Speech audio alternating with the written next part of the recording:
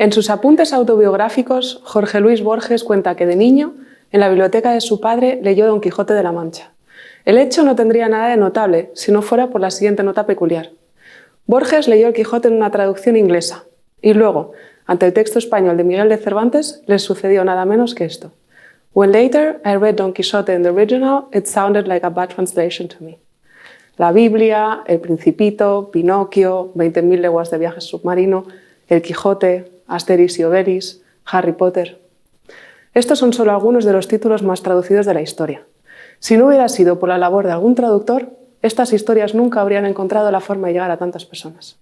Mi nombre es Isabel Hoffman, soy docente de la Facultad de Traducción e Interpretación en la Universidad de Valladolid, en Soria. En este vídeo voy a hablar brevemente sobre la traducción literaria.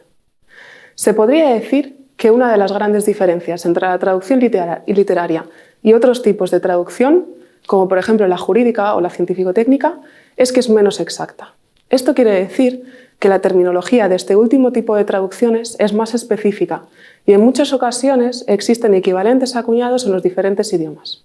En la traducción literaria esto no ocurre, ya que se trata de textos personales y originales que versan sobre temas muy dispares. Por desgracia, la profesión del traductor, sobre todo la de traductor literario, ha sido, y en parte sigue siendo, muy poco reconocida y valorada. En algunos momentos, incluso se nos ha tachado de impostores o de traidores, como dice la expresión italiana, traduttore traditore. Sin embargo, se trata de una labor muy necesaria y extremadamente bonita. El arte de la traducción literaria nos permite acercarnos no solo a obras y a textos que de otra forma no podríamos leer si no conocemos el idioma original, sino también a personas y culturas ajenas a nosotros. Intentar comprender e interpretar lo que alguien, un desconocido en la mayoría de los casos, ha escrito de forma personal y transferirlo a otro idioma y a otra cultura es un proceso increíblemente complejo. Como dijo el filósofo austriaco Ludwig Wittgenstein, die Grenzen meiner Sprache sind die Grenzen meiner Welt.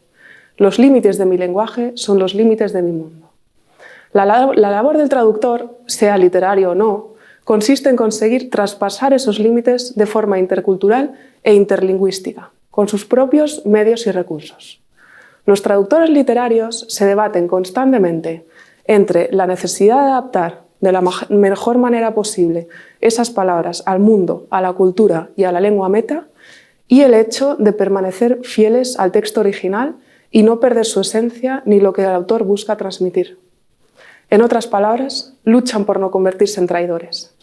Y todo esto tratando de mantener en todo momento un punto de vista objetivo. En la traducción, sobre todo en la literaria, nunca existe una única solución, sino tantas como traductores. Y cada una de ellas depende exclusivamente del contexto del traductor, de su entorno y, por supuesto, también de su personalidad. Es inevitable que en cada traducción el traductor deje un pedacito de sí mismo. Tal vez por eso se nos ha denominado, quizás de forma justificada, impostores, ya que somos falsos escritores que no creamos una historia propia. ¿O sí? Hoy en día, trabajar exclusivamente como traductor literario es muy complicado. Por eso, muchos traductores literarios compaginan este trabajo vocacional con encargos de traducción de otro tipo o con la docencia. En la actualidad, contamos con infinidad de herramientas que pueden traducir desde y hacia múltiples idiomas. Algunas de ellas muy desarrolladas y capaces de captar matices casi impensables.